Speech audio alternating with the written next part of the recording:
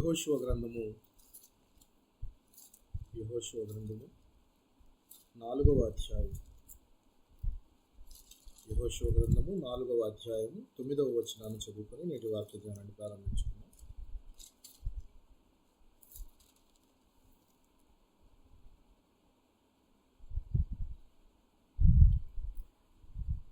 యెహోషువ గ్రంథము 4వ అధ్యాయము 9వ వచనం. అప్పుడు యెహోవా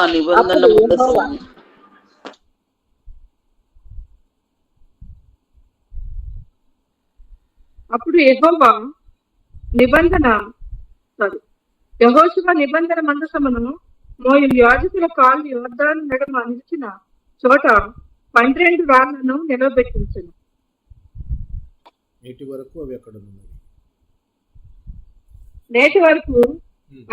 ఉన్నవి.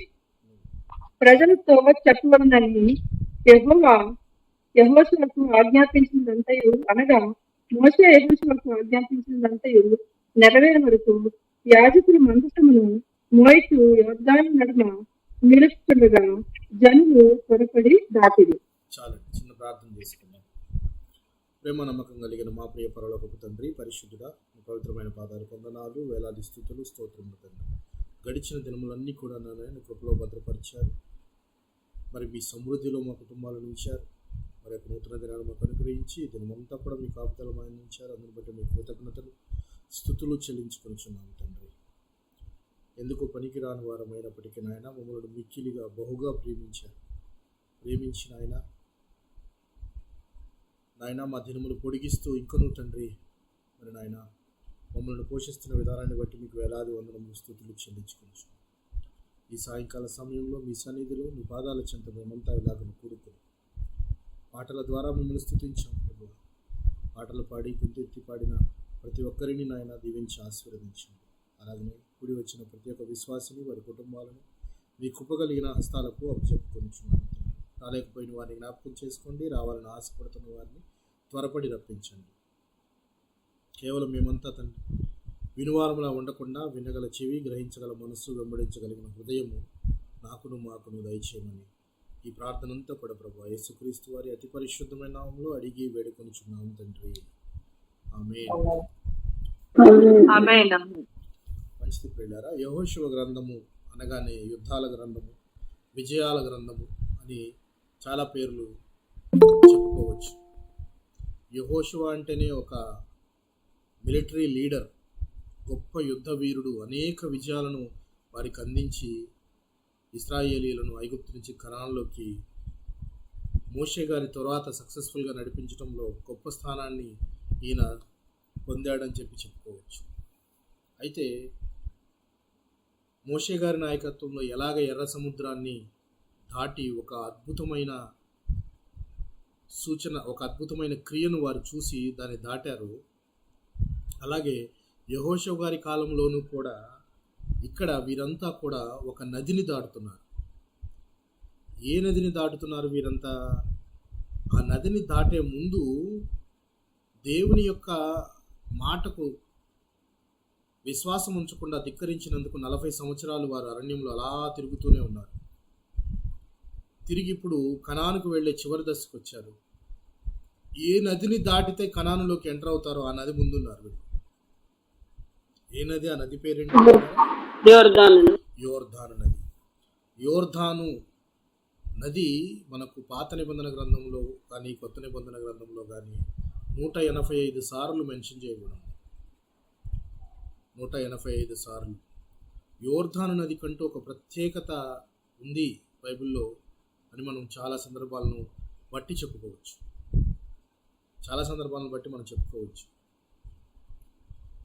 యోర్దానుకి మన ఆది కాండంలో మొదటి భాగములో అనగా అబ్రహాము మరియు లోతు వీరిద్దరూ రక్త సంబంధికులేనా?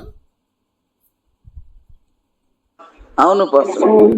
వీరిరువురు వారికి బహుగా కలిగిన తర్వాత, అంటే బాగా సంపాదించుకున్నారు, డబ్బు అవి కలిగినాయి, పశువులు అవి కలిగిన తర్వాత వారి పశువుల కాపర్లకి వీరి పశువుల కాపర్లకి పడట్లేదట. వాళ్ళిద్దరు గొడవ పెట్టుకుంటున్నారు. అంతే కదా. ఎందుకు మనం ఇన్ని డిస్ట్రిక్ట్స్గా ఇన్ని స్టేట్స్గా ఉండగలుగుతున్నాము ఉంటున్నామనంటే ఒక స్టేట్లో ఉన్న భాష ఇంకొక స్టేట్ వాళ్ళకి రాదు. సో వాళ్ళంతా కూడా ఒకే చోట ఉంటే చాలా ఇబ్బందులు అవుతాయి. జనసంఖ్య ఎక్కువైనా ఒకే ప్రదేశంలో ఉండలేరు. సో అందుకని వారిద్దరూ విడిపోతున్నప్పుడు లోతు గారు ఎంచుకున్న ప్రదేశం ఏంటి అంటే, ఏ ప్రదేశం అది? ఏ ప్రదేశం అది? యోర్దాను నది తీరం. నదీ ప్రాంతము. ఇందులో కూడా ఆయన ఒక స్వార్థపూరితమైన ఆలోచన చేశాడు. ఎందుకంటే నదీ ప్రాంతం దగ్గర ఉండటం వల్ల ఉపయోగం ఏంటి చెప్పండి?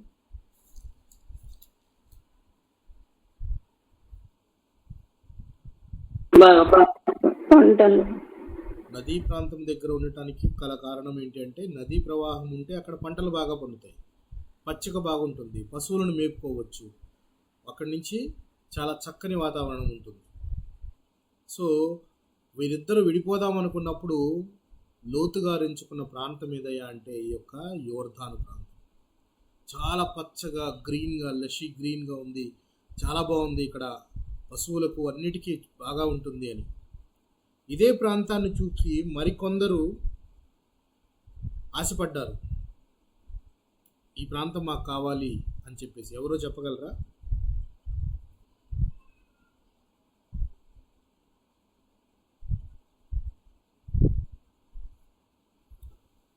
ఎవరు? 14వ అధ్యాయంలో రాజుల్లో ఐదుగురు రాజు. ఈ ప్రాంతం మాకు కావాలి అని. ఆదికాండం 10 అయితే ఇక్కడ ఆదికాండం మనం లోతు గారి దగ్గర చూసినట్లయితే యోర్దాను కావాలని ఆయన ఎన్నుకున్నాడు. ఇలాగే కావాలని ఎన్నుకున్న వాళ్ళు 2.5 గోత్రాల వారు. జ్ఞాపకం వచ్చారా ఇప్పుడు? 2.5 గోత్రాలు అంటే మనష్య గోత్రము, మనష్య అర్ధగోత్రము, రూబేను మరియు గాదు. ఈ 2.5 గోత్రాల వారు మాకు ఇదే ప్రదేశం కావాలి అని మోషే గారి దగ్గరకు వచ్చి విన్నవించుకున్నారు. మోషే గారు అప్పుడు బతికే ఉన్నారు. ఈ ప్రదేశం చూడంగానే చాలా ఇష్టపడ్డారు వాళ్ళు. మాకు పశువులు బాగా ఉన్నాయి, మేము ఇక్కడే ఉంటాము, మాకు ఈ ప్రాంతాన్ని ఇవ్వు అంటే అప్పుడు మోషే గారు అన్న సందర్భం కూడా జ్ఞాపకం పెట్టుకోండి. మీరు ఆల్రెడీ మీ పితరులు దేవుణ్ణి ధిక్కరించి చేసిన పాపం వల్లే ఇంకా ఇక్కడ తిరుగుతూ ఉన్నాం మనము. మీరిప్పుడు మీ సహోదరులంతా కనానికి వెళ్ళగానే కనాన్ని ఖాళీగా ఉందా, లేకపోతే కనాను ఆల్రెడీ అక్కడ ఆక్రమించి ఉన్నారా? వీళ్ళందరూ కనానికి వెళ్ళి డైరెక్ట్గా అక్కడ ఉండడానికి లేదు. అక్కడ ఉన్నవారిని మీరు యుద్ధం చేసి ఓడించి అక్కడ ప్రాంతాలను ఆక్రమించుకోవాలి. మరి యుద్ధం చేయాలంటే యుద్ధ వీరులు కావాలి. ఉన్న 12 గోత్రాల్లో 2.5 గోత్రాల వారు మేము ఇక్కడే ఉండిపోతాం అంటున్నారు. అంటే మీరు నది అవతలకి రారా? రాకపోతే అక్కడి వారిని ఓడించి కనానుని సొంతం చేసుకోవడంలో దేవుడు చేసిన వాగ్దానాన్ని మనము ధిక్కరిస్తున్నట్టు కదా. మీరు తప్పు చేస్తున్నారు, మరలా పాపం చేస్తున్నారు అన్న సందర్భంలోనే ఆయన చెప్పిన మాట, పాపము పట్టుకుంటుంది జాగ్రత్త మీరు మిమ్మల్ని అనంటే, అప్పుడు వారు చెప్పిన మాట ఏంటంటే మోషే గారికి, మేము రాను అంటం లేదు, ఈ ప్రదేశాన్ని మాకు ఇవ్వండి, ఈ ప్రదేశాన్ని మేము సొంతం చేసుకున్న తర్వాత మీతో పాటు వస్తాం, వచ్చి అక్కడ యుద్ధం చేసి అక్కడ అన్ని గోత్రాల వారు సెటిల్ అయిన తర్వాత మరలా మేము వెనక్కి తిరిగి వచ్చి ఇక్కడ ఈ స్థలాన్ని ఆక్రమించుకుంటాము అని చెప్పేసి, ఈ స్థలంలో మేము ఉంటాము అని చెప్పేసి ఆ 2.5 గోత్రాల వారు ఇక్కడ ఉండిపోయారు. అందుకే అర్ధగోత్రం, మనిషి అర్ధగోత్రం అని ఎందుకు పిలుస్తారంటే, హాఫ్ ట్రైబ్ యోర్దానికి యువతలు ఉండిపోయారు, హాఫ్ ట్రైబ్ అవతలకి వెళ్ళారు. అంటే సగం గోత్రం వారు యోర్దానికి యువతలు ఉండిపోయారు, సగం గోత్రం వారు అవతలకి వెళ్ళిపోయారు. కనానుని ఇస్తాను, యోర్దాను దాటండి అక్కడ కనాను ఇస్తానని దేవుడు చెప్తూ ఉంటే, కానీ కనాను కంటే కన్నులకు ఇంపైన యోర్దాను కావాలనుకుంటున్నారు వీళ్ళు. దేవుడు పరమ కనానైన నిత్య జీవాన్ని ఇస్తానంటే మనం ఇక్కడ ఏం చూస్తున్నాము? మనం ఇక్కడ కావాల్సిన డబుల్ బెడ్రూమ్ ఇల్లు చూస్తున్నాము, లేకపోతే మనకు కావాల్సిన కార్లు చూస్తున్నాము, లేకపోతే లగ్జరియస్ లైఫ్ని చూస్తూ ఉన్నాము. ఇంతకన్నా గొప్ప కనాన్ అక్కడ ఉందయ్యా మీకు అని చెప్పి దేవుడు నిత్య జీవం ఉంది, పరలోకం ఉంది అని చెప్తుంటే, లేదు నాకు ఈ లోకంలోనే 10 ఎకరాలు కావాలి, 12 ఎకరాలు కావాలని ఆశకు అద్దె లేకుండా జీవిస్తూ ఉన్నాము. వీరు కూడా అంతే, ఆ గోత్రాల వారు. కనానుకు వెళ్ళండి అని అంటే వెళ్ళక ముందే ఈ ప్రదేశం మాకు కావాలి అని చెప్పేసి మోషే గారితో వాళ్ళు రాయించుకున్నారు. ఒక మాట కూడా ప్రామిస్ చేశారు మేము. సో అది కూడా యోర్దాను ప్రాంతమే అని చెప్పుకోవడానికి. అలా చెప్పుకుంటూ పోతే గిద్యోను మిద్యానీయులను హతం చేయడానికి ఒక స్టేజ్గా వాడుకున్నది కూడా ఈ యొక్క యోర్దాను ప్రాంతమే, నదీ ప్రాంతమే. ఈ యోర్దాను నదీ ప్రాంతము కనుక మనము మ్యాప్లో కనుక చూస్తే పశ్చిమం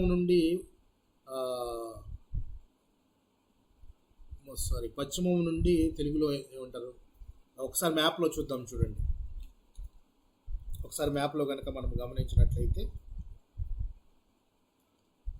ఉత్తరము నుంచి దక్షిణానికి ప్రవహిస్తుంటుంది. ఉత్తరము నుంచి దక్షిణానికి ప్రవహిస్తుందంటే ఉత్తరమే ఉన్న గలిలయ సముద్రం ఉంటుంది. దక్షిణంలో ఏముంటుంది? మృత సముద్రం ఉంటుంది. మీరు కనుక మ్యాప్లో గమనిస్తే గలిలయ సముద్రము, యోర్దాను నది, మృత సముద్రము 3 ఒకే లైన్లో ఉంటాయి, సింగిల్ లైన్లో.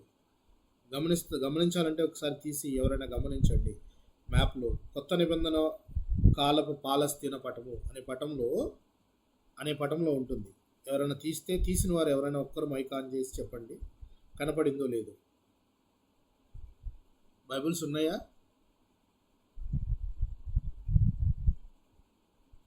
ఉన్నాయి పాస్టర్ గారు. తీసారా? బైబిల్ తీసామండి. 4 మ్యాప్స్లో రెండవ map, I think third map, 3వ మ్యాప్ కొత్త నిబంధన కాలపు పాలస్తీనా అని రాసి ఉంటుంది. అందులో యోర్దాను కనపడిందా మీకు? మధ్యలో ఉంటుంది. దెక్కపోలి కింద యోర్దాను ఉందా? అదే లైన్ స్ట్రైట్ గా వెళితే గలిలయ సముద్రం ఉందా? గలిలయ సముద్రం చూడండి, ఒక వింత ఆకారం, ఒక వాయిద్య ఆకారంలో ఉంటుంది. గలిలయ సముద్రాన్ని కూడా ఒక వాయిద్యం, ఆ పాతకాలంలో వాయించే వాయిద్య రూపంలో ఉంటుంది. హార్ప్ అంటారు దీన్ని, గలిలయ సముద్రం. అలాగా కిందకు వస్తే గలిలయ, యోర్దాను కిందకు వస్తే మృత సముద్రం కనబడుతుందా? ఈ 3 ఒకే లైన్. అంటే ఈ నది, యోర్దాను నది గలిలయ సముద్రం నుంచి మృత సముద్రం వైపుకు ప్రవహిస్తూ ఉంటుంది. దాని ప్రవాహ వేగానికి దాటలేరు ఎవరు అసలు. అంత భయంకరమైన ప్రవాహం ఉంటుంది, అంత గొప్ప ప్రవాహం ఉంటుంది. సో అయితే ఎలీషా గారికి కూడా ఈ యోర్దాను నదితో చాలా సంబంధం ఉంది అని మన పాత నిబంధనలో చూస్తాం. ఏలియా గారు అయితే ఈ నది దగ్గర చాలా కాలం నివసించారు, ఉన్నారని చెప్పి తెలుసుకున్నాము. అలాగే ఎలీషా గారు అయితే ఒక వ్యక్తికి కుష్టు తగ్గడానికి ఆ నదిలో మునుగు అని చెప్తాడు. ఎవరికి? సిరియా అతనికి ఆ నదిలో మునుగు అని చెప్పి చెప్తాడు. అలాగా యోర్దాను అనేది చాలా ప్రాముఖ్యత సంచరించుకున్న నది. ఇదే నదీ ప్రాంతం దగ్గర బాప్తిజం ఇచ్చి యోహాను కూడా బాప్తిజం ఇస్తూ ఉంటాడు. మన ప్రభు అయిన క్రీస్తు కూడా బాప్తిజం పొందింది ఎక్కడ? యోర్దాను నదిలోనే. ఇది యోర్దాను నదికి దగ్గరికి ఇప్పుడు వీళ్ళంతా వచ్చున్నారు. ఎవరు? ఐగుప్తు నుంచి వచ్చిన వారందరూ కూడా. మోషే గారు చనిపోయారు. ఇక యెహోషువ గారి నాయకత్వంలో ఈ ఒక్క నది దాటితే కనానులోకి వెళ్ళిపోతారు. కానీ నది దాటాలి అంటే, ఇంత వేగంగా ఉన్న ప్రవాహాన్ని దాటాలి అంటే చాలా కష్టమైన పని. అప్పుడు దేవుడు వీరికి చెప్పింది ఏంటంటే, మరొక అద్భుత కార్యం చేశాడు. ఎలాగ ఎర్ర సముద్రాన్ని 2 పాయలు చేశాడు, ఇక్కడ కూడా ఒక అద్భుత కార్యం చేశాడు దేవుడు. వారు వెళ్తూ ఉంటే వారి దగ్గర నిబంధన మందస్సం ఉంది. మందస్సము అంటే ఏమని చెప్పాను నేను మీకు? మందస్సము అంటే ఏమని చెప్పాను? రాతి పలకలు, మన్నా పాత్ర, దీపవృక్షం. రైట్, అందులో ఉన్నది ఒకటి. నేను అడుగుతుంది అందులో ఉన్నదని కాదు. మందస్సం ఉంది అంటే ఏముంది అని అర్థం? దేవుని సన్నిధి ఉంది. దేవుని ప్రసన్నత, దేవుని సన్నిధి ఉన్నది అని అర్థం. ఎప్పుడైనా గుర్తుపెట్టుకోండి, మన జీవితాల్లో కష్టము అనేది ఏదైనా వస్తూ ఉన్నప్పుడు, లేదా ఏదైనా బాధ ఏదైనా కలుగుతున్నప్పుడు, ఏదైనా ఎక్స్పెరిమెంట్ ఏదైనా చేయాలన్నప్పుడు ముందు దేవుడుగా తను ఎక్స్పెరిమెంట్ చేస్తాడు. చేసి తన మార్గాన్ని సరళం చేసి మనల్ని వెళ్ళమని చెప్తాడు. అందుకే మందసం పట్టుకొని ఉన్న యాజకుల్ని ముందు నడవమంటాడు దేవుడు. యాజకుల కాళ్ళు ఎక్కడైతే యోర్దానులో ఒక్కసారి తాకగానే నీళ్లు ఏకరాశిగా నిలిచిపోయినాయట. ఏకరాశిగా అంటే ఒకటే లైన్లో ఆగిపోయి 6 నెలల కనపడింది. అద్భుతంగా యాజకులు మందసాన్ని పట్టుకొని ఉన్నారు. అంతసేపు ఆ నీళ్లు ఏకరాశిగా నిలబడితే మిగిలిన వారందరూ కూడా యోర్దాను నదిని దాటేసి వెళ్ళిపోయారు. ఎంత గొప్ప అద్భుతం చూడండి. దేవుని మందసమును పట్టుకొని ఉన్న యాజకులు ఉన్న ప్రదేశం దగ్గర నుంచి 6 నెలలు కనబడిపోయింది. 6 నెలలు అందరూ నడిచి వెళ్ళిపోయారు. అప్పుడు యెహోషువకు దేవుడు చెప్పింది ఏంటంటే, నీవు యాజకులు ఎక్కడైతే నుంచున్నారో ఆ నుంచున్న ప్రదేశంలో నుంచి గోత్రానికి ఒకటి చొప్పున 12 రాళ్లను తీసుకొని, ఈ 12 రాళ్లను నది అవతల మీరు ఎక్కడైతే బస చేస్తారో అక్కడ ఆ రాళ్లను పేర్చండి అని చెప్పి ఒక టాస్క్ చెప్తాడు యెహోషువ గారికి దేవుడు. ఒక టాస్క్ చెప్తాడు. చెప్పగానే దాని ప్రకారమే యెహోషువ గారు యాజకుల కాళ్ళు ఎక్కడ ఆ నదిలో నిలబడ్డాయో అక్కడ ఉన్న రాళ్లను తీసుకొని వచ్చి గిల్గాలు అనే ప్రాంతంలో ఆ రాళ్లను నిలబెట్టడం జరుగుతుంది. ఎందుకు నిలబెట్టమని చెప్పాడు దేవుడు? ఎందుకు నిలబెట్టమని చెప్తూ ఉన్నాడంటే దానికి కూడా ఇక్కడ కారణం రాశారు. దేవుడు క్లియర్గా చెప్పాడు. రేపు మీ పిల్లలు మీ తరాల వారు ఏమిటి రాళ్ళు అని అడిగినప్పుడు వారు దేవుని యొక్క అద్భుత కార్యాలను సాక్ష్యంగా పంచుకుంటారు. దేవుని అద్భుత కార్యానికి సాక్ష్యంగా ఏవి కనబడుతున్నాయి? ఇక్కడ రాళ్ళు కనబడుతున్నాయి. రాళ్ల కుప్ప, రాళ్ళు 12 గోత్రానికి ఒకటి చొప్పున రాయి 12 రాళ్ళు ఒక సాక్ష్యంగా కనబడుతున్నాయి. దేవుని గురించి సాక్ష్యం చెప్పటానికి ప్రాణము లేని రాళ్ళు కనబడుతున్నాయి. అక్కడ ఒక దగ్గర పెట్టి ఇంకో మాట చెప్పింది దేవుడు ఏంటంటే, 12 రాళ్లను తీసుకొని గోత్రానికి ఒకటి చొప్పున యాజకులు ఎక్కడైతే నుంచున్నారో ఆ యొక్క యోర్దాను నదిలో అక్కడ 12 రాళ్ళను కూడా పెట్టమన్నాడు దేవుడు. అక్కడ కూడా అలాగే రాళ్ళు ఉండిపోయినాయి. అంటే పారే నదిలో నీళ్లు అక్కడే ఉండటం అనేది ఎంత గొప్ప అద్భుతం. పారే నదిలో నీళ్లు రాళ్ళను అక్కడ పెడితే ఉంటాయా? రాళ్ళు కొట్టుకొని పోతాయి కదా, కానీ అక్కడ ఉన్నాయి. సో ఉండి అవి కనపడినంత కాలము దేవుని అద్భుత కార్యాలను గురించి సాక్ష్యము చెప్తూనే ఉన్నాయి. సో దేవుడు చేసిన అద్భుత కార్యాన్ని తరతరాల వారికి చెప్పడానికి సాక్షిగా రాళ్లను ఉపయోగించుకుంటూ ఉన్నాడు. సో అలాగే ఈ రాళ్లను మనం గనక చూసినట్లయితే ఆదికాండం నుంచి ఈ రాయి చలనం లేనిదే అని అనుకున్నా కానీ చాలా ప్రదేశాల్లో మనకు చాలా రకాలుగా ఉపయోగపడుతూ దేవునిని మహిమపరిచేవిగా కనబడుతున్నాయి. దేవుణ్ణి మహిమపరిచేవి ప్రాణము లేనివైనా ప్రాణం ఉన్నవైనా ఒకటే. ప్రాణమున్న నీవు దేవుణ్ణి మహిమపరుస్తున్నావా? ఆయనకు సాక్షిగా నీవు నిలబడుతున్నావా అనేది ప్రశ్న. ఇక్కడ రాళ్ళు అద్భుతాన్ని చూపించినాయి. అలాగే ఈ రాయి ఆదికాండంలో యాకోబు గారి జీవితంలో ఏం చేసిందో ఒకసారి చూద్దాం. ఆదికాండం 27వ అధ్యాయం 8వ వచనాన్ని గమనిద్దాం. ఆదికాండము 27వ అధ్యాయము 8వ వచనాన్ని గమనిద్దాం. కాబట్టి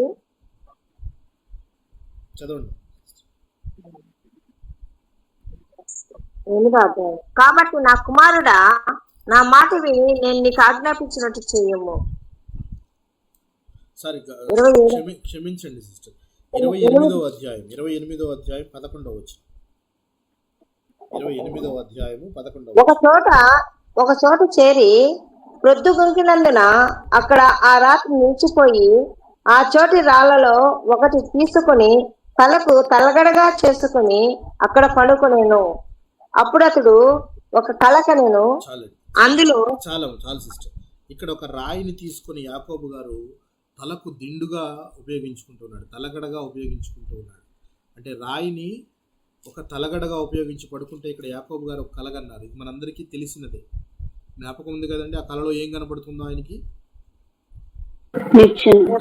భూమి మీద నిలబడి ఉండెను, దాని కొన ఆకాశం అంటుండెను, వీరందరూ ఎక్కిపోతూ ఉన్నారట దాని మీద, దాని దేవదూతలు ఎక్కుచూ దిగుచూ ఉండేది. ఇలాంటి కలగన్నాడు.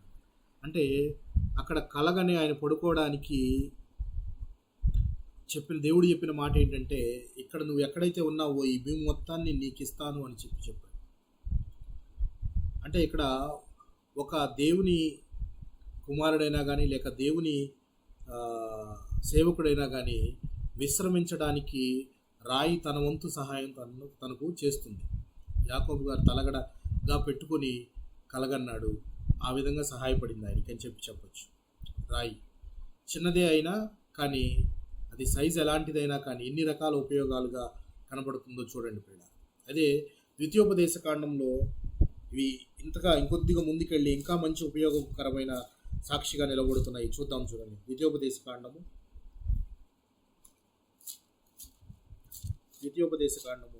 27వ అధ్యాయము 8వ వచనమును చూద్దాం. 27వ అధ్యాయము 8వ వచనాన్ని చూద్దాం. ఈ విధికి సంబంధించిన సాక్ష్యములన్నిటినీ ఆ రాళ్ల మీద బహు విశదముగా వ్రాయవలెను. ఏమంటున్నాడు ఇక్కడ? ఈ విధికి సంబంధించిన వాక్యములన్నిటినీ రాళ్ల మీద బహు విశదముగా రాయము. దానికి ముందు మనము పై వచనంలో కనుక 2వ వచనంలో గమనిస్తే, మీ దేవుడైన యెహోవా మీకు ఇచ్చుచున్న దేశమున ప్రవేశించుటకు మీరు యోర్దాను దాటు దినమున మీరు పెద్దరాళ్ళు నిలువబెట్టి వాటి మీద సున్నము పూసి, నీ పితరులైన దేవుడు యెహోవా నీతో చెప్పినట్టు నీ దేవుడైన యెహోవా నీకు ఇచ్చుచున్నట్లు పాలు తేనెలు ప్రవహించే దేశమున ప్రవేశించుటకు నీవు ఏరు దాటిన తరువాత ఈ ధర్మశాస్త్ర వాక్యములన్నిటినీ వాటి మీద రాయవలెను. ఇక్కడ రాళ్ళు ధర్మశాస్త్రాన్నే మోస్తున్నాయి. చూసారా? ధర్మశాస్త్రాన్ని మోస్తూ సాక్ష్యమిస్తూ ఉన్నాయి.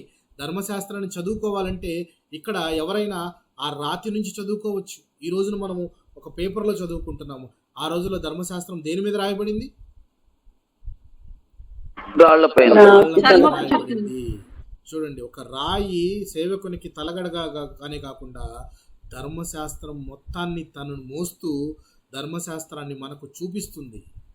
వీరు యోర్దాను దాటిన తర్వాత రాళ్ళు తీసుకొని దానికి సున్నము పూసి దాని మీద నేను చెప్పిన ధర్మశాస్త్ర వాక్యాలన్నీ కూడా రాయి అని చెప్తున్నాడు. అంటే ధర్మశాస్త్ర వాక్యాలను అందరికీ కూడా తెలియజేస్తూ సాక్ష్యమిస్తూ దేవుని మాటలు ధర్మశాస్త్ర వాక్యంలో అంటే వాక్యం అంటే దేవుడే కదా?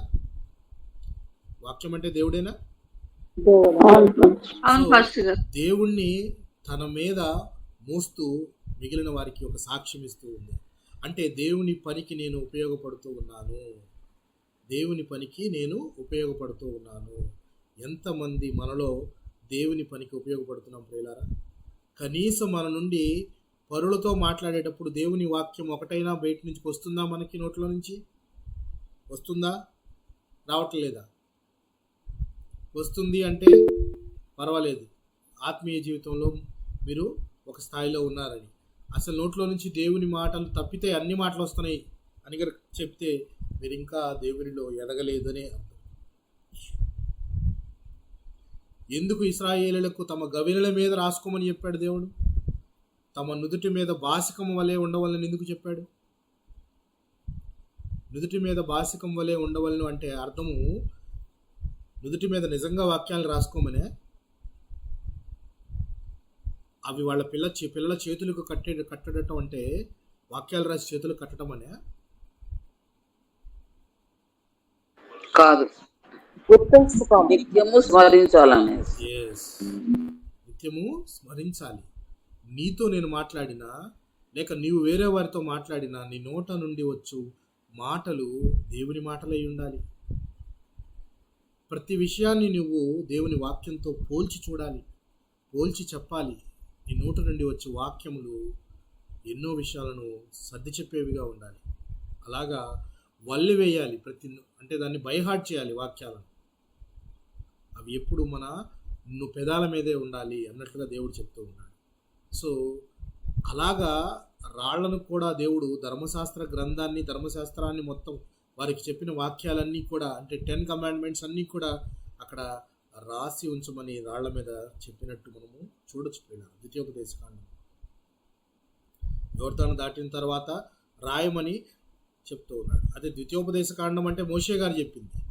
కానీ యోర్దాను దాటిన తర్వాత మోషే గారు ఉన్నారా? లేరు. కానీ ఈ పని ఎవరు చేశారు? ఈ పనిని యెహోషువ గారు చేయించారు.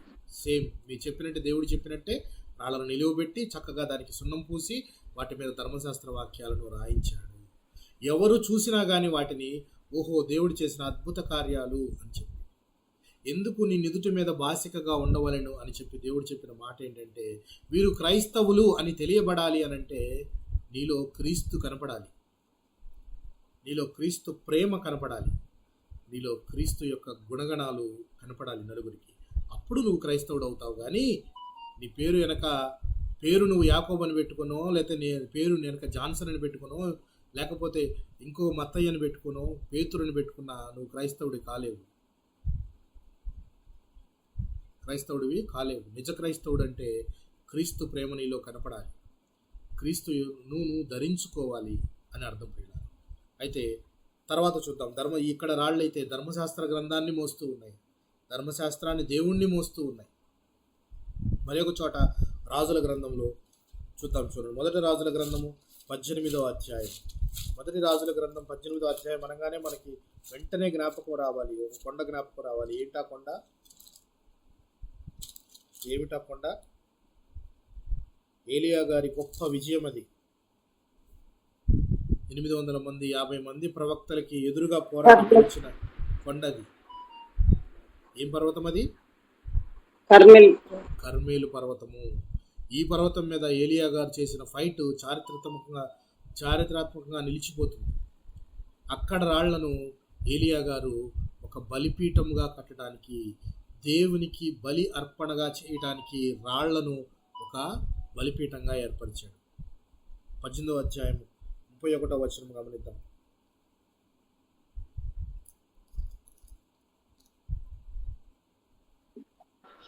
యెహోవా వాక్కు ప్రత్యక్షమై, నీ నామము ఇశ్రాయేలీయుల నగునని వాగ్దానము నొందిన యాకోబు సంతతి గోత్రముల లెక్క చొప్పున 12 రాళ్లను తీసుకొని ఆ రాళ్ల చేత యెహోవా నామమున ఒక బలిపీఠము కట్టించి దాని చుట్టూ 2 మానికల గింజలు పట్టునంత లోతుగా కందకం ఒకటి త్రవ్వించి. ఇక్కడ రాళ్లను తీసుకొని ఒక బలిపీఠం కడుతూ ఉన్నాడు. ఇక్కడ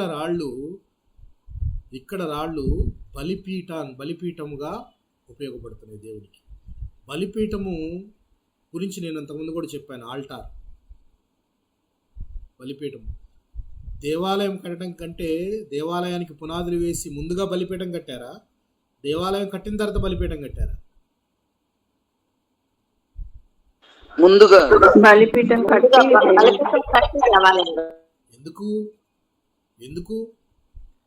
ఎందుకు కట్టారు ఇది? దేవునికి ప్రార్థించి ఎందుకు కట్టారంటే బలిపీఠం అనేది మీకు చెప్పాను. బలిపీఠము దేవునికి అంగీకారయోగ్యమైన అర్పణగా మన జీవితాలు ఉన్నాయా లేవా అని మనం తెలుసుకోవడానికి ముందు బలిపీఠం ఎంతో ఉపయోగపడుతుంది. వారు బలిపీఠం మీద బలులు అర్పించి దేవునికి అంగీకారం తెలుసుకుని దేవాలయాన్ని కట్టారు. యెజ్రా గ్రంథంలో ముందు బలిపీఠాన్ని కట్టి దాని మీద దహన బలి అర్పించినప్పుడు, దహన బలి అంటేనే నేను ఏమని అర్థం చెప్పాను మీకు? దహన బలి అంటే ఏమని అర్థం చెప్పాను? ఇబ్రీ భాషలో ఎక్కిపోవుట, టు ఎసెండ్, ఎక్కిపోవుట. ఈ యొక్క దహన బలి అర్పించినప్పుడు ఆ వాసన దేవునికి దగ్గరికి ఎక్కిపోతుంది. దేవుడు దాన్ని ఆఘ్రాణిస్తాడు. దేవుడు ఆఘ్రాణించి అంగీకరిస్తే ముందు కార్యక్రమాలు జరుగుతాయి. సో అందుకనే బలిపీఠం కట్టబడుతుంది. బలిపీఠం నిజంగా ఎంతో ఎంతో విలువైనదిగా మనము చూస్తూ ఉన్నాం, రకరకాలైన బలులు అర్పించడం. అయితే ఈ బలి అర్పించడానికి ఇక్కడ రాళ్లను వాడుతూ ఉన్నాడు ఏలియా గారు. రాళ్లను వాడుతూ ఉన్నారు. ఒక చోట రాళ్ళు ధర్మశాస్త్ర గ్రంథాన్ని మోస్తున్నాయి, ఇక్కడ రాళ్ళు ఏకంగా బలిచ్చే బలిపీఠానికి పునాదులుగా ఉపయోగపడుతూ ఉన్నాయి. చూడండి, జనరల్గా రాయి అంటే ప్రాణం ఉంటుందంటారా లేదంటారా? లేదు అంటారు. ప్రాణం లేదు రాయికి. ప్రాణము లేని వస్తువే దేవుణ్ణి మహిమపరచడానికి ఇన్ని రకాలుగా ఉపయోగపడుతుంటే, సజీవముగా ఉన్న నీవు దేవుణ్ణి మహిమపరుస్తూ స్తుతిస్తూ ఎంతవరకు ఆయన పనులను నువ్వు చేస్తూ ఉన్నావు? ఎంతవరకు నువ్వు సాక్షార్థమైన జీవితాన్ని పొందుకొని ఉన్నావు? ఆ రాళ్లను చూసినప్పుడు మిగిలిన వారందరికీ సాక్ష్యం కనబడింది. ఓహో, దేవుడు యోర్దాను నదిని ఏకరాశిగా నిలువబెట్టాడు అని ఒక సాక్ష్యం కనపడింది ఆ రాళ్లను చూసినప్పుడు. మరి నిన్ను చూసినప్పుడు ఏ సాక్ష్యం కనపడాలి? నిన్ను చూసినప్పుడు సాక్ష్యం కనపడేదిగా నీ జీవితము ఉందా? అలా మలుచుకున్నావా? చూడండి, ఇక్కడ బలులు అర్పించడం అంటే నిజంగా దేవుడు బలులు కోరతాడా? కోరాడు. దేవుడు ఏమడుగుతూ ఉన్నాడు? బలులు అడుగుతాడా? బలులు కోరలేరు కానీ బలిని కోరలేదు కానీ ఆయన కనికరమే కోరుచున్నారని చెప్తూ ఉన్నాడు. అయితే బలులు అర్పించడమే ముఖ్యం కాదు. దేవుడు అంటున్నాడు ముందు, ఏవి మీకు మీ దగ్గర మన దగ్గర ఇవ్వగలిగినవి ఏమున్నాయి? హోషేయ గ్రంథంలో చక్కని మాట ఉంటుంది, మీకు జ్ఞాపకం ఉందో లేదో చూద్దామా? హోషేయ గ్రంథం 14వ అధ్యాయము 2వ వచనం.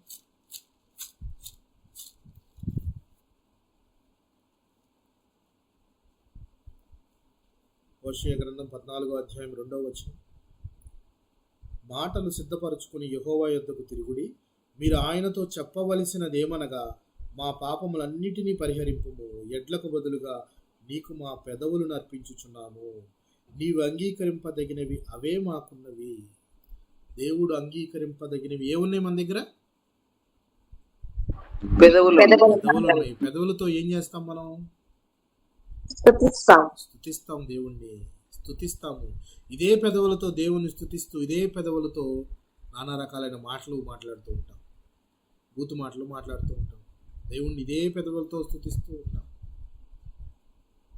పెదవులతో స్తుతించండి, ఇవే పెదవులు మాకున్నవి, దేవునికి అంగీకరింపదగినవి అని హోషేయ గారు చెప్తుంటే, అలాగని పెదవులతో స్తుతించి మీ హృదయాన్ని మాత్రం దూరంగా ఉంచుకోకండి అని చెప్పి యెషయా గారి ద్వారా దేవుడు మాట్లాడుతూ ఉన్నాడు. పెదవులతో స్తుతి స్తుతి స్తుతి అని మీరు మాట్లాడుతూ ఉంటూ మీ మనసు మాత్రం ఎక్కడుంటుంది? మీ మనసు ఎక్కడుంటుంది? ఇంట్లో ఉడుకుతున్న కూర మీదో, లేకపోతే ఇంట్లో ఉన్న సమస్యల మీదో ఉంచుకోకండి. హృదయాన్ని ముందు దేవుడికి ఇప్పించండి. విరిగి నలిగిన హృదయాలు దేవునికి కావాలి. దేవుడికి నీ హృదయాన్ని ఇమ్మన్నాడు, అంతేకాని బలులు అడగలేదు ఆయన. అలాగని స్తుతులు అడుగుతున్నాడు కదా, నీ స్తుతిస్తే అని 1000 సార్లు 2000 సార్లు 3000 సార్లు రాసినంత మాత్రాన స్తుతింప ముందు హృదయాన్ని ఆయనకి దగ్గరగా ఉంచాలి. హృదయంలో ముందు ఆ మార్పు కలగాలి.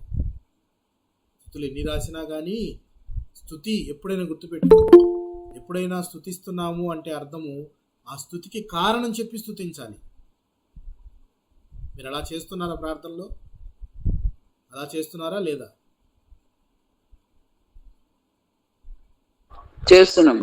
ఎలా చేస్తున్నారు? పరలోకమందున్న తండ్రి కలుగును గాక, ప్రతి స్తుతులు అని చెప్తూ కృతజ్ఞతలు చెప్తున్నారు. ఒక దినాన్ని ఇచ్చినందుకు, కొత్తగా నూతన దినాన్ని ఇచ్చినందుకు కృతజ్ఞతలు చెప్తున్నారు. స్తుతి ఎందుకు చెప్పాలి అని అంటే, ఆయన మనల్ని సజీవులుగా ఉంచాడు, అందుకని ఆయన స్తుతి పాత్రుడు. మనల్ని ఆయన సమృద్ధిలో, ఆయన సంరక్షణలో ఉంచాడు. తినడానికి ఆహారాన్ని ఇస్తున్నాడు, కట్టుకోవడానికి బట్టను ఇస్తున్నాడు. అందుని బట్టి స్తుతి చెల్లిద్దాం.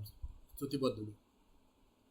మన జీవితాల్లో ఎన్నో గొప్ప మేళ్లను చేశాడు ఆయన, అందుకని స్తుతి కలగాలి ఆయనకి, అందుకని స్తుతిస్తున్నాం. అనారోగ్యంగా ఉన్నప్పుడు నాకు ఆరోగ్యాన్ని ఇచ్చాడు, అందుకని ఆయన్ని స్తుతిస్తూ ఉన్నాం. నేను అడిగిన ప్రార్థనలన్నీ కూడా ఆయన ఆలకించి జవాబిచ్చాడు, అందుకు స్తుతిస్తున్నాను. నా పాపాన్ని బట్టి నేను అసలు ఎప్పుడో చనిపోవలసిన వాడిని, అనీతిమంతుణ్ణి నేను, నాలాంటి వాడిని కూడా దేవుడు బ్రతికించి దినాలు పొడిగించి నిత్య జీవం ఇచ్చాడే, అందుకు ఆయన స్తుతిస్తున్నాను. ఎందుకు పనికిరాని వారిని కూడా ఆయన ప్రేమించగలుగుతున్నాడు, అందుకు ఆయన స్తుతిస్తూ ఉన్నాడు. అలా స్తుతికి కారణం చెప్తూ ఆయన్ని మనం స్తుతిస్తూ ఉండాలి. ఎందుకంటే స్తుతుల పైన ఆసీనుడై ఉన్నాడు ఆయన. మనం అందించే స్తుతుల పైన ఆయన అడుగుతున్నది ఏంటి? ఆయన హృదయాన్ని ఇమ్మని అడుగుతూ ఉన్నాడు. అయితే ఇక్కడ రాళ్లను బలిపీఠంగా కట్టారు ఏలియా గారు, బలిపీఠంగా కట్టారు. ఇవే రాళ్లను, సైజు పెద్దవో చిన్నవో, ఇవే రాళ్లను ఒక వ్యక్తి అయితే ఏకంగా తన యొక్క సాధనంలో పెట్టుకుని ఒక గొప్ప యుద్ధాన్ని గెలిచాడు. వెరీ గుడ్, దావీదు గారు. అంత గొప్ప యోధుడిని గెలవడానికి ఒక చిన్న రాయి ఒక సాధనంగా దేవుడు ఉపయోగించుకున్నాడు, ఆయనకి ఇచ్చాడు. అది తీసుకొని దాంతో ఆ ఫిలిస్తీయుల ఆ గొప్ప వ్యక్తిని గెలవడానికి, యుద్ధ వీరుని, అంత గొప్ప యుద్ధ వీరుణ్ణి, ఆయనతో పోల్చుకుంటే దావీదు చాలా చిన్న వ్యక్తి, అంత గొప్ప యుద్ధాన్ని గెలవడానికి రాళ్లను తీసుకొని అవి ఆయనకు ఉపయోగపడినాయి. చూద్దాం ఒక మాట. 1 సమూయేలు గ్రంథం 17వ అధ్యాయము 41వ వచనం.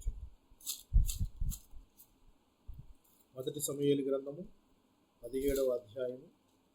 దాలు మొయ్యువాడు తనకు ముందు నడవగా ఆ ఫిలిప్పీయుడు బయలుదేరి దావీదు దగ్గరకు వచ్చి చుట్టూ పారజూచి దావీదును కనుగొని అతడు బాలుడై 17వ అధ్యాయం చదువుతుంది 17:40. తన కర్ర చేత పట్టుకుని ఏటిలోయలో నుండి ఐదు నున్నని రాళ్లను ఏరుకొని తన యొద్దనున్న చిక్కములో నుంచుకొని వడిసెల చేత పట్టుకుని ఆ ఫిలిష్తీయుల చేరువకు పోయెను. ఆయన యుద్ధానికి తీసుకెళ్ళడానికి ఏం ఏరుకుంటున్నాడు? నున్నని రాళ్లను ఏరుకుంటూ ఉన్నాడు. రాళ్లను ఏరుకొని వడిసెల్లో పెట్టుకొని వీటితో నేను గెలవగలను అని చెప్పేసి ఆయన ధైర్యానికి మెచ్చుకోవచ్చు. అవి తీసుకొని వెళుతూ ఉన్నాడు. చూడండి. సో ఇక్కడ రాళ్ళు, ఇక్కడ ఇందాక బలిపీఠంగా ఉపయోగపడిన రాళ్ళు ఇక్కడ ఒక శత్రువుని చంపడానికి ఒక సాధనముగా ఉపయోగపడుతుంది. రాయి అనగానే మనము ఫస్ట్ మనకు కలిగే భావన ఏంటంటే చలనము లేనిది. ఏ రాయిలాగా ఉంటావేంటి, ఏ చెప్పినా కానీ రాయి కదలదు, ఏమి మాట్లాడదు, ఏమి అభిప్రాయాన్ని పంచుకోదు.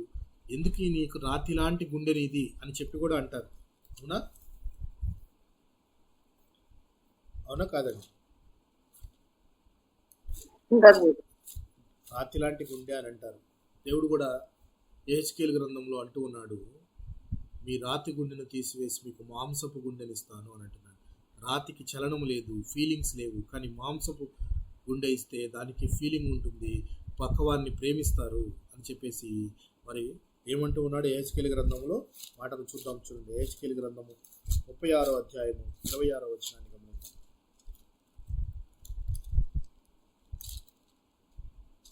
36వ అధ్యాయము 26వ వచనాన్ని గమనిద్దాం. నూతన హృదయం నీకు ఇచ్చదను, నూతన స్వభావము మీకు కలగజేసదను, రాతి గుండె మీలో నుండి తీసివేసి మాంసపు గుండెను మీకు ఇచ్చేదను. రాతి గుండె అంటే రాయి కదలదు, చలనం ఉండదు, దానికి ఒక స్వభావం ఉండదు, ఒక అభిప్రాయం ఉండదు. అలాంటి రాతి గుండెను తీసేసి మీకు మాంసపు గుండెను ఇస్తాను అని చెప్పి యెహెజ్కేలు గ్రంథంలో దేవుడు మాట్లాడుతూ ఉన్నాడు. అయితే ఇదే రాళ్లను మనము నూతన నిబంధన గ్రంథంలోనూ కూడా చూస్తాం. కొన్ని రాళ్లను నూతన నిబంధన గ్రంథంలో కూడా చూస్తాం. ఆ సందర్భం ఏంటో మీకు ఐడియా వచ్చే ఉంటుంది. మత్తయి సువార్త 3వ అధ్యాయము 9వ వచనంలో, మత్తయి సువార్త 3వ అధ్యాయము 9వ వచనములో దేవుడు ఈ రాళ్ల వలన అబ్రహామునకు పిల్లలను పుట్టించగలడని మీతో చెప్పుచున్నాను. ఇప్పుడు చెప్పండి, ఎవరి మాటలు మాట్లాడుతూ ఉన్నారు? బాప్తిస్మిచ్చు యోహాను మాట్లాడుతూ ఉన్నారు. ఎవరితో మాట్లాడుతూ ఉన్నారంటే ఆయన దగ్గరికి వచ్చిన పరిసయ్యులు, సద్దూకయ్యులు ఎవరైతే ఉన్నారో వాళ్ళతో మాట్లాడుతూ ఉన్నారు. వాళ్ళు అతిశయపడుతున్నారు, మేము అబ్రహాము కుమారులము అని చెప్పేసేసి. అంటే వీరు బయలాజికల్గా అబ్రహాము సంతతి నుంచి వచ్చాము, మేము చాలా గొప్పవారం, మేము అబ్రహాముకు సున్నతి ఉంది, దాని ద్వారా మేము సున్నతి పొందాము, అలాగా మేము గొప్పవారము అని అనుకుంటూ ఉన్నారు. అబ్రహాము సంతానం అవ్వటమే మీకు ఒక గొప్ప కారణం అయితే యోహాను గారు అంటున్నారు, దేవుడు అబ్రహాముకు ఈ రాళ్లకు కూడా సంతానం చేయగలడు. అంటే చలనము లేని రాళ్లకు కూడా దేవుడు తలుచుకుంటే చలనం కలిగించగలడా లేదా? ప్రాణం ఇవ్వగలడా? ఇస్తాడు. ఇప్పుడు చెప్పిన మాట అదే కదా. అబ్రహాముకు రాళ్లకు పిల్లలు పుట్టాలి అంటే ఆ రాళ్లలో ప్రాణం ఉండాలి కదా. సో దేవుడు తలుచుకుంటే రాళ్లను కూడా ప్రాణప్రదంగా ఉండేటట్టు చేయగలడు. ఇక్కడ వీరంతా అతిశయపడుతూ ఉంటే మీరు అతిశయపడద్దు. కావాలంటే అబ్రహాముకు సంతానం ఎట్లాగైనా దేవుడు ఇవ్వగలడు. ఎందుకంటే అబ్రహాము దేవుడిని నమ్మాడు, ఆయన ఒక్కడే నమ్మాడు, అది అతనికి నీతిగా ఎంచబడింది. అలాగని వారి కుమారులంతా కూడా మేము అబ్రహాము కుమారులని గొప్పలు చెప్పుకుంటే కరెక్ట్ కాదు కదా. అబ్రహాం అయితే దేవుణ్ణి నమ్మాడు, మిగిలిన వారంతా కుమారులంతా ఇప్పుడు వీళ్ళంతా కూడా దేవుణ్ణి నమ్మారా పూర్తిగా? అది చాలా ఇంపార్టెంట్ క్వశ్చన్. వాళ్ళందరూ ఏంటంటే అతిశయపడుతున్నారే తప్పితే అబ్రహాములాగా నీతిగాను దేవునికి నచ్చినట్లు జీవితాన్ని గడపటం లేదు. సో అందుకనే ఈ రాళ్లను బాప్తిస్మిచ్చు యోహాను ఏమంటున్నాడో గమనిద్దాం ఒకసారి. దేవుడు ఈ రాళ్ల వలన అబ్రహామునకు పిల్లలను పుట్టింపగలడని మీతో చెప్పుచున్నాను. సో ఇక్కడ బాప్తిస్మ ఇచ్చి యోహాను గారితో ఒక స్ట్రాంగ్ ఆన్సర్ వీళ్ళకి ఇప్పించాడు. వీళ్ళందరికీ ఆయన కరాఖండిగా మాట్లాడతాడు. మీరు ఎలా ఉన్నారో మీ స్థితిని గమనించుకోండి. మారు మనసు పొందాలి అనేది ఎక్కడి నుంచి వచ్చింది? ఈయన దగ్గర నుంచే స్టార్ట్ అయింది. బాప్తిస్మం అనేది ఈయన స్టార్ట్ చేశాడు. అంటే బాప్తిస్మం కొరకే ప్రత్యేకంగా ఈయన పంపించాడు. దేవుడు ఆయనకు అప్పగించిన టాస్క్ అనేది ఇదే, బాప్తిస్మం ఇవ్వటం అనేది ఈయన దగ్గర నుంచే స్టార్ట్ అయింది. మారు మనసు పొందండి అని చెప్పేసి. అయితే ఇక్కడ లూకాసు వార్తలో మరి ఒక మాట ఉంటుంది. ఆ ఒక మాటను చదువుకొని మనం ముందుకెళదాం. లూకాసు వార్త 19వ అధ్యాయము 40వ వచనాన్ని గమనిద్దాం.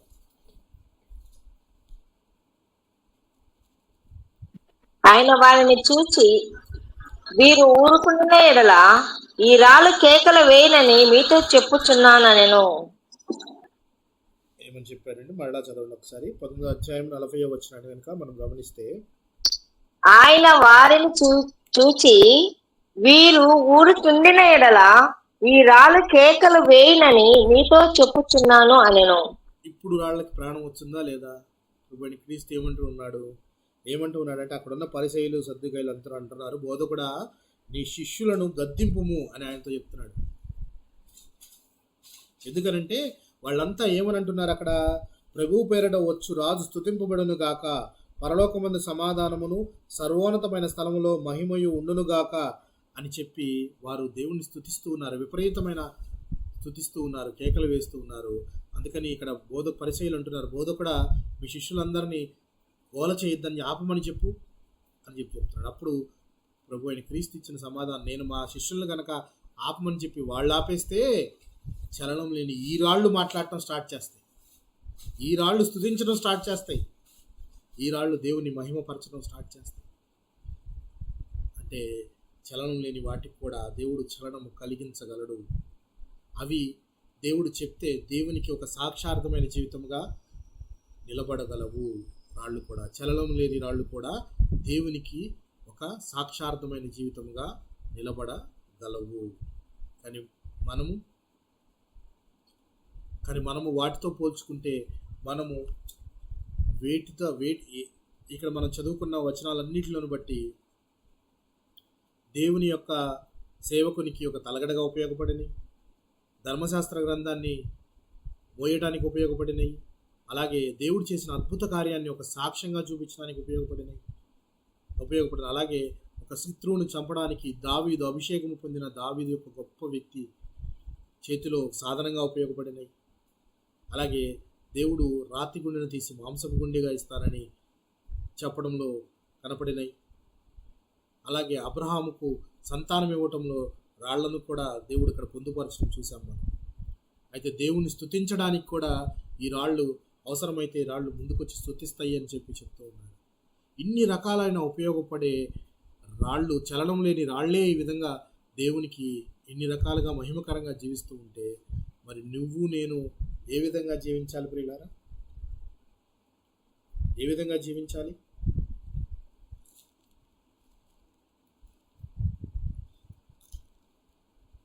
ఏ విధంగా జీవించాలంటారు?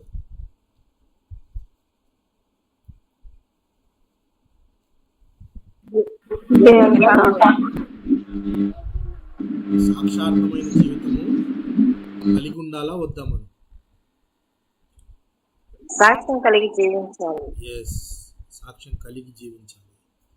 సాక్షార్థమైన జీవితం మనం పొందుకున్నప్పుడే మనము దేవుణ్ణి మహిమపరుస్తూ ఉన్నట్లు. జనరల్గా సాక్షార్థమైన జీవితం కలిగి ఉండాలి అని అంటే నా జీవితంలో గొప్ప సాక్ష్యం ఏమీ లేదండి అని చెప్పి సింపుల్గా కొట్టేసేవాళ్ళు ఉన్నారు చాలామంది. నా జీవితంలో గొప్ప సాక్ష్యం ఏమీ లేదండి అని. నిన్నటి సెషన్లో మనం చెప్పుకున్నాం ఎన్ని అద్భుత కార్యాలు దేవుడు చేశాడు అనేది మనం నిన్న చెప్పుకున్నాం. మనం జ్ఞాపకం ఉందా నిన్నటి పాఠం మీకు? పర్వతాలను త్రాసులో తోయగలిగిన వాడెవడు, జలములను పట్టుకోగలిగిన వాడెవడు, గుడ్డలో జలములను మూటగట్టగలిగిన వాడెవడు,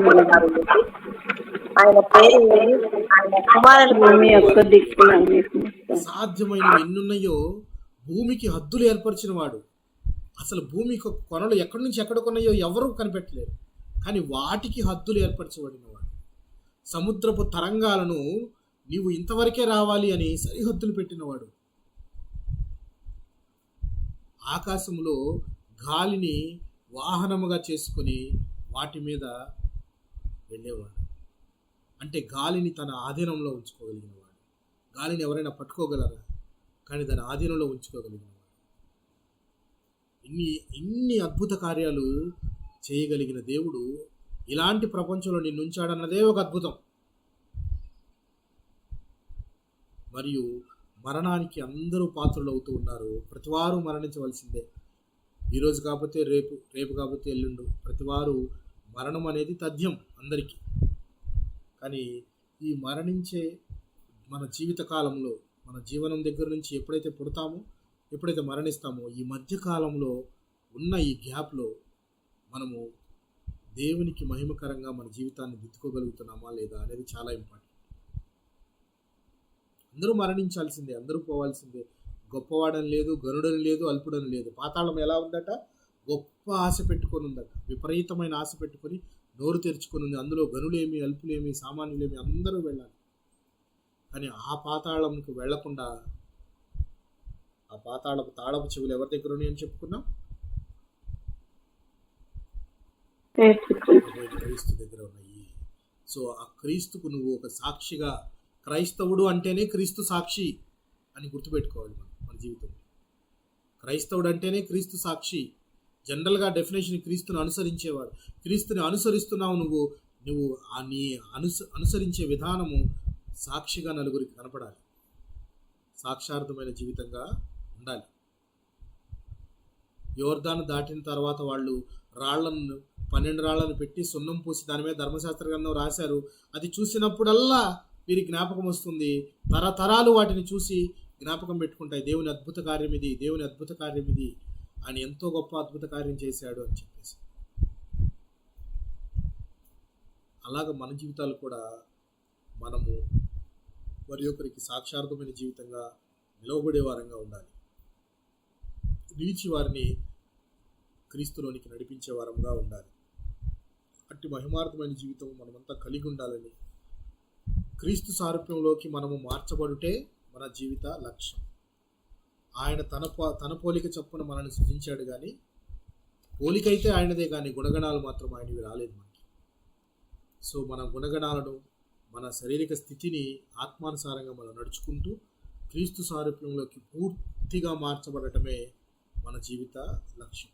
పూర్తిగా మార్చబడిన దినము మనము పరలోక రాజ్యంలో క్రీస్తుతో పాటు ఉన్నట్లే. గుర్తుపెట్టుకోండి.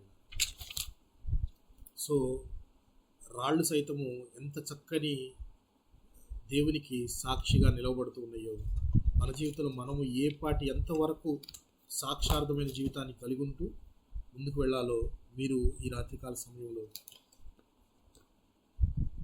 నిర్ణయించుకోవాలని ఆ ప్రభు పేరిట మనవి చేస్తున్నారు. దేవుడి కొద్ది మాటలను మన వినికిడిలో దీవించి ఆశీర్వదించును గాక. ఆమేన్.